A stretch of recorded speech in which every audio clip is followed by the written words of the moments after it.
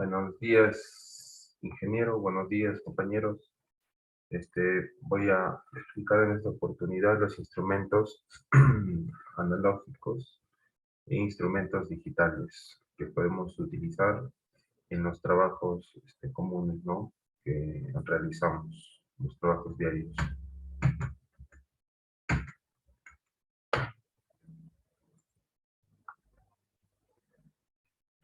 Bueno, ¿qué son los instrumentos de medición analógicos? Son aquellos con los cuales solo podemos medir magnitudes o valores que varían con el tiempo de forma continua, como por ejemplo la distancia, la temperatura, la velocidad, entre otros. En la tecnología analógica es muy difícil almacenar o manipular o calcular información con exactitud cuando ésta ha sido guardada. Por esta razón hay muchos procesos que se hacían con tecnología análoga, han sido sustituidas con el paso del tiempo por la tecnología digital.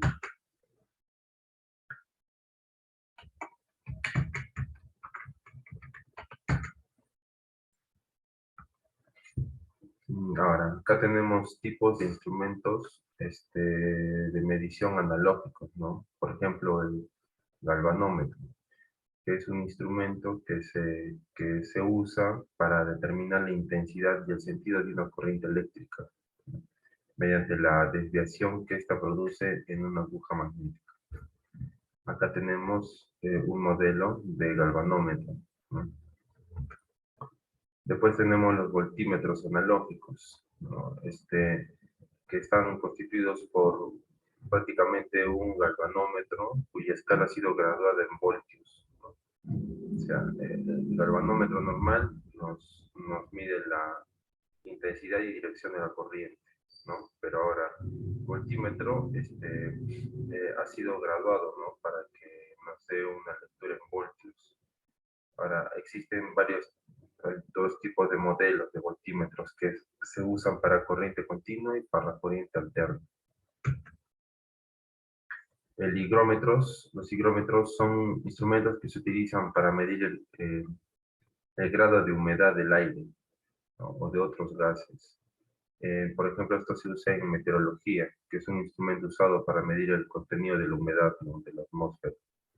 Acá tenemos un modelo, una foto de un higrómetro. Ahora, ¿cuáles son las características de los instrumentos de medición analógicos? Las características pueden ser que siempre suelen indicarse con una aguja. Su funcionamiento suele ser sencillo de comprender. En algunos casos no suelen ser muy rápidos al medir, ¿no? O sea, a veces demora un poco y las mediciones no son muy exactas. Son duraderos, la mayoría ha sido sustituido por instrumentos digitales, ¿no? Que miden la misma magnitud, pero simplemente por el hecho de ser analógicos los han puesto de lado, ¿no? Ahora, ¿cuáles son las ventajas para poder nosotros usar un instrumento analógico? Por ejemplo, pueden ser de bajo costo de adquisición. En el mercado, los instrumentos analógicos son más económicos que los digitales, ¿no? Entonces, esa podría ser una ventaja. Algunos instrumentos no requieren de algún tipo de energía de alimentación para su funcionamiento, ¿no? No requieren gran sofisticación, son sencillos, son simples, presentan con facilidad las variaciones cualitativas de los parámetros para visualizar rápidamente si el valor aumenta o disminuye. Esa es una gran ventaja, ¿no? Es sencillo adaptarlos a diferentes tipos de escalas no lineales. Ahora, ¿cuáles son las desventajas que nosotros encontramos al momento de usar un instrumento de medición analógico? Por ejemplo, que tiene muy poca resolución, típicamente no proporcionan más de 3 cifras, ¿no? El error de paralaje limita la exactitud, o sea que tiene un grado de error de más o menos 0.5%. Ese es un rango, ¿no? De exactitud o de error que tiene algunos instrumentos de medición analógicos. Las lecturas se presentan a errores graves cuando el instrumento tiene varias escalas. La rapidez de lectura es baja, típicamente una lectura por segundo. No pueden emplearse como parte de un sistema de procesamiento de datos de tipo digital, por ejemplo.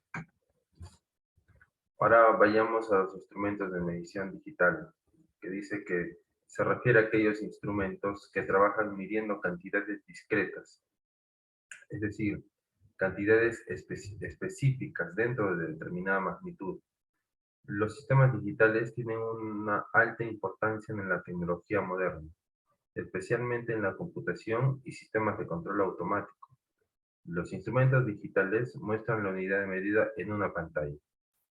Normalmente se visualizan en una pantalla, ¿no? Donde nos brindan un número o una cifra exacta.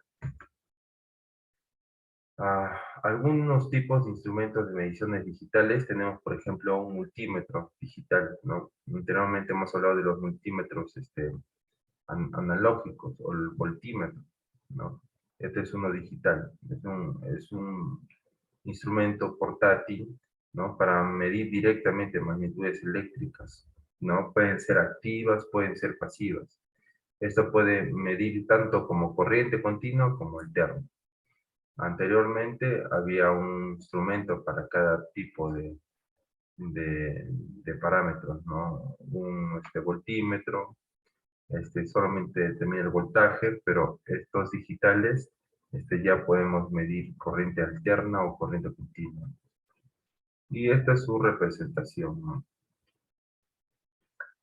Después tenemos la pinza amperimétrica.